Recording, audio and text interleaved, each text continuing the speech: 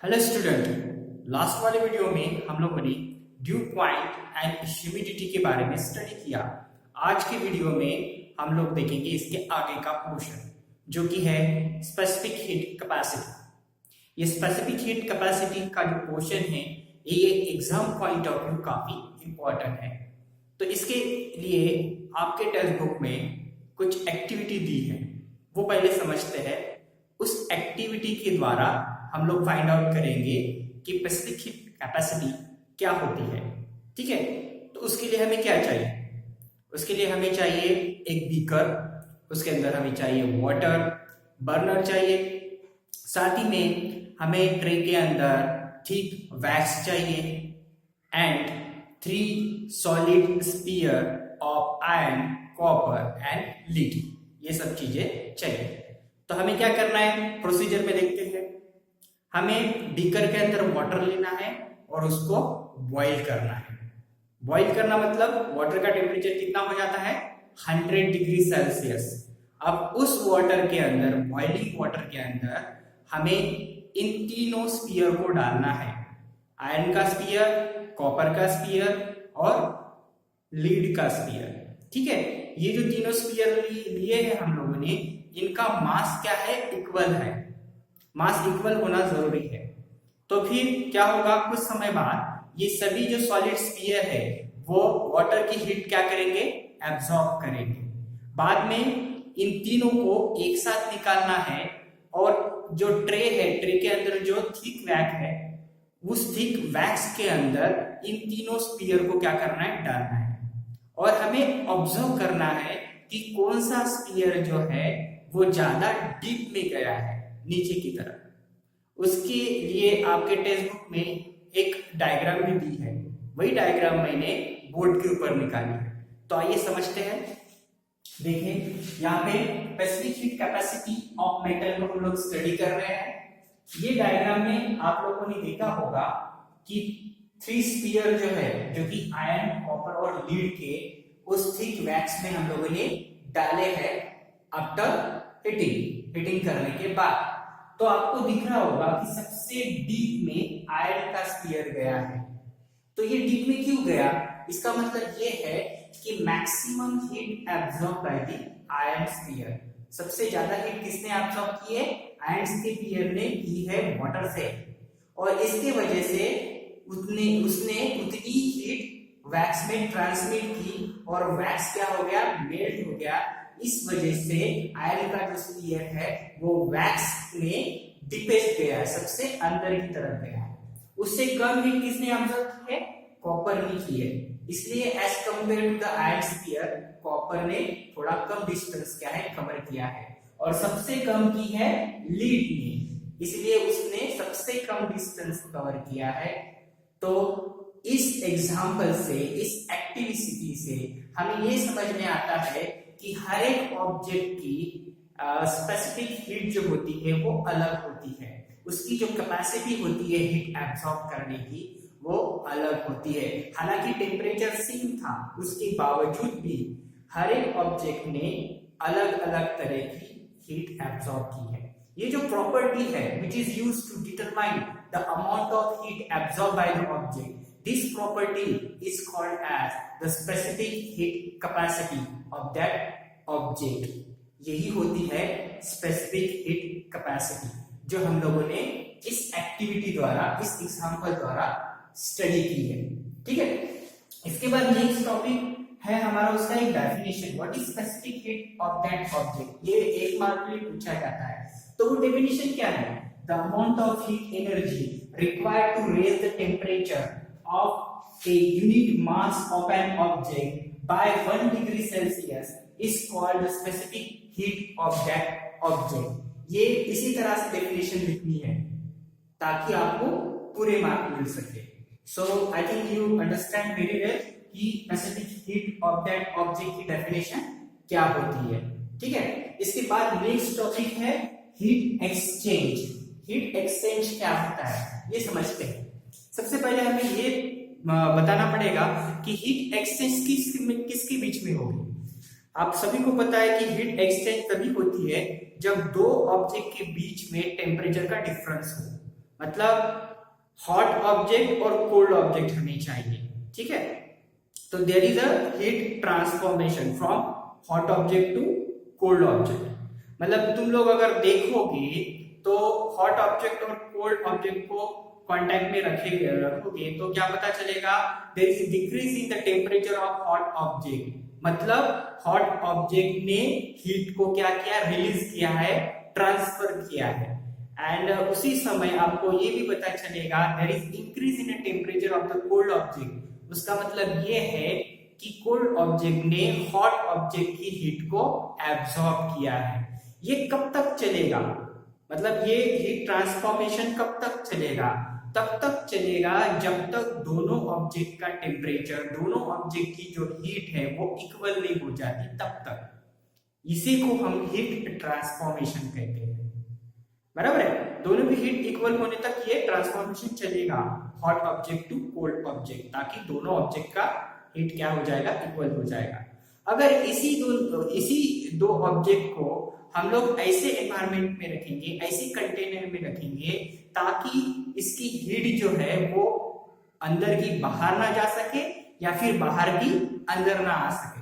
मतलब insulated material के अंदर अगर हम लोगों ने रख दिया तो क्या होगा, कोई भी हीट अंदर की बाहर नहीं जाएगी और बाहर की हीट अंदर नहीं आएगी। तो इसका मतलब ये है the heat lost by the hot object is equal to the heat gained by the cold object। मतलब जितनी हीट हॉट ऑब्जेक्ट ने लूज की है, लॉस की है, उतनी हीट कोल्ड ऑब्जेक्ट ने गेन की है। ये हम लोग कंफर्मली कह सकते हैं, और इसी को हम लोग प्रिंसिपल ऑफ हीट ट्रांसफर भी कह सकते हैं कि हीट ट्रांसफर इस तरह से की जाती है, बराबर है। तो इसको हम लोग फाइंड आउट भी कर सकते हैं। मतलब आपको हीट में ऐसे क्वेश्चन आ सकते हैं कि एक हाथ ऑब्जेक्ट दिया होगा, इस ऑब्जेक्ट ने कितनी हीट गेन की है या कितनी हीट लॉस की है, ये आपको फाइंड आउट करना पड़ता है। तो इसके लिए आपको कौन सी चीज पता होनी चाहिए, इसके लिए आपको उस ऑब्जेक्ट का पहले तो मास पता होना चाहिए, उसके बाद उसकी स्पेसिफिक हीट कैपेसिटी पता होनी चाहिए। ये जो स्पेसिफिक हीट कैपेसिटी होती है, इसको स्मॉल सी से क्या किया जाता है, डिनोट किया जाता है, और मास को स्मॉल एम से। और थर्ड चीज हमें पता होनी चाहिए, that is the change in temperature, जो डिनोट किया जाता है डेल्टा टी से।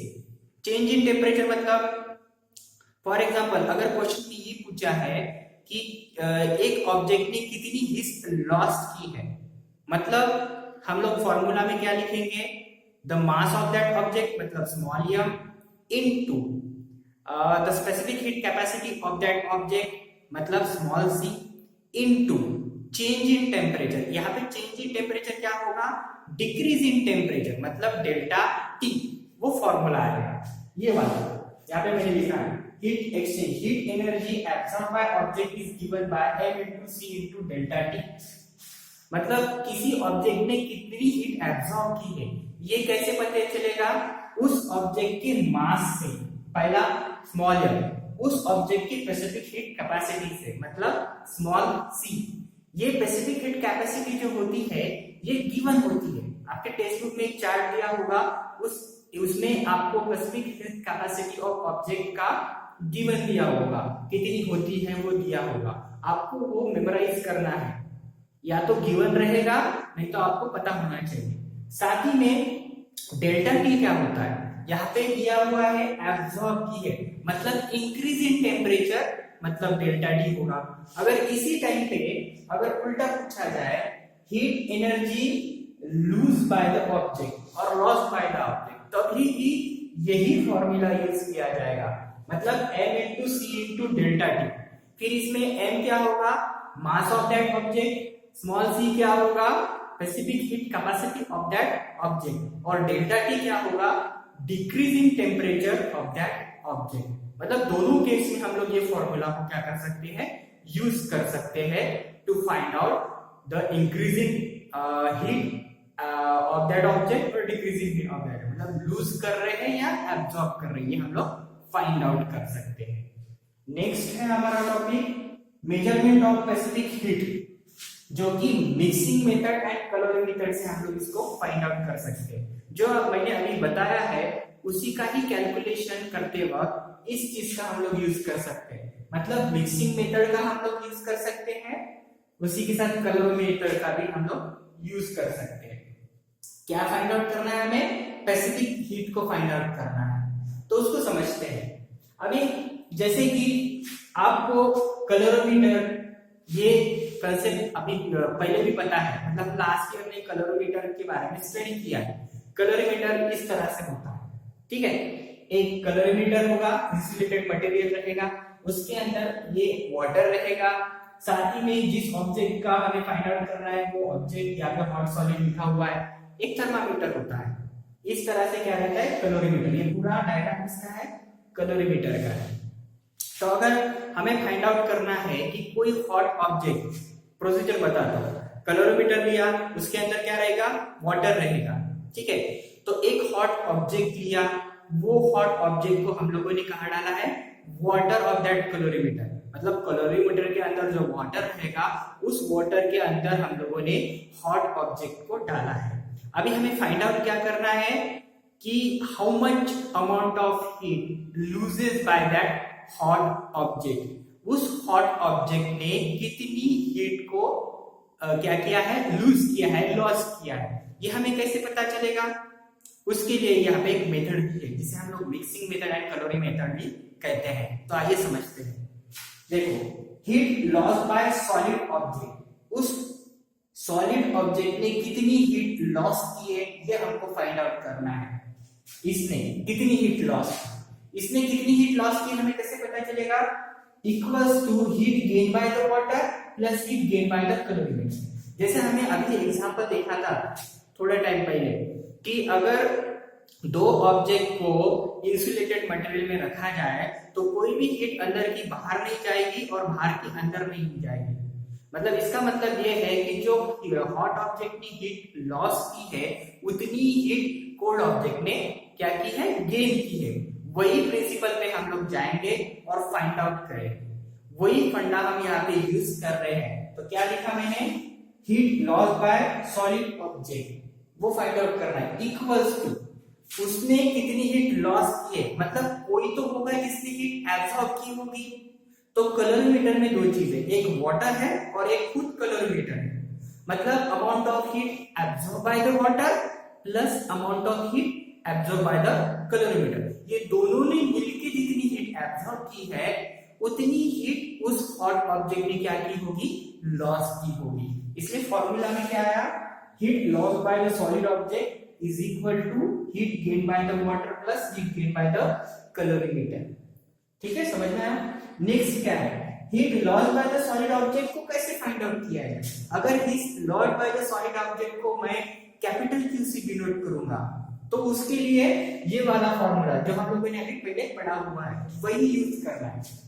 Equals to mass of solid object मतलब small m into its specific heat जो हमें पहले पता होगी ऑब्जेक्ट की मतलब small c into decrease in its temperature, कितना टेम्परेचर डिक्रीज हुआ है मतलब डेल्टा टी, मतलब m into C into delta T.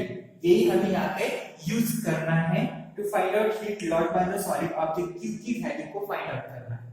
उसके बाद नेक्स्ट क्या होगा? Heat gain by the water, मतलब Q1 से अगर उसको डिनोट करेंगे कि हीट कितनी वाटर ने गेन की है ये हमें फाइंड आउट करना है। उसी के लिए same method, mass of the water मतलब स्मॉल m पता होना चाहिए, इट्स स्पेसिफिक हीट इसकी वाटर की स्पेसिफिक हीट पता होनी चाहिए into increase in its temperature मतलब वाटर का टेम्परेचर कितना बढ़ा ये पता होना चाहिए, दैट इज डेल्टा टी। ठीक है, उसके बाद heat gain by the calorimeter मतलब Q2। अभी कैलोरीमीटर में कितनी हीट गेन की ये भी हमें फाइंड आउट करना है। तो इसके लिए उसका मास ऑफ द कैलोरीमीटर मतलब स्मॉल m की वैल्यू पता होनी चाहिए, इट्स स्पेसिफिक हीट मतलब स्मॉल c की भी वैल्यू पता होनी चाहिए और उसके साथ into increase in its temperature मतलब डेल्टा टी की वैल्यू पता होनी चाहिए। तो इस तरह से हमें Q मतलब क्या है? Heat loss by the solid object equals to Q1 मतलब heat gain by the water plus Q2 मतलब heat gain by the calorimeter. इन तीनों का कॉम्बिनेशन जब करेंगे तो एक इक्वेशन बनेगा, heat loss by hot object equals to heat gain by water plus heat gain by calorimeter. Put करो value Q equals to Q1 plus Q2, ये इक्वेशन हमें मिलेगा। इसी इक्वेशन का यूज करके हम लोग कोई ऑब्जेक्ट ने कितनी हीट को लॉस किया है या फिर कितनी हीट को गेन किया है ये फाइंड आउट कर सकते हैं। मतलब 3 में से कोई 2 क्वांटिटी का भी हमें वैल्यू पता होगा तो थर्ड वन का हम निकाल सकते हैं। तो स्टूडेंट्स, आज हम लोगों ने क्या क्या देखा है? हम लोगों ने specific heat capacity of metal को देखा है, उसका डेफिनेशन देखा है, साथ ही में हीट एक्सचेंज क्या होता है ये भी देखा है, और measurement of specific heat, mixing method and calorimeter ये भी देखा है, एक्सप्लेन किया है। तो यहाँ तक हम लोगों ने हीट चैप्टर का जितना भी थ्योरेटिकल पोर्शन था वो फिनिश किया है। Thank you.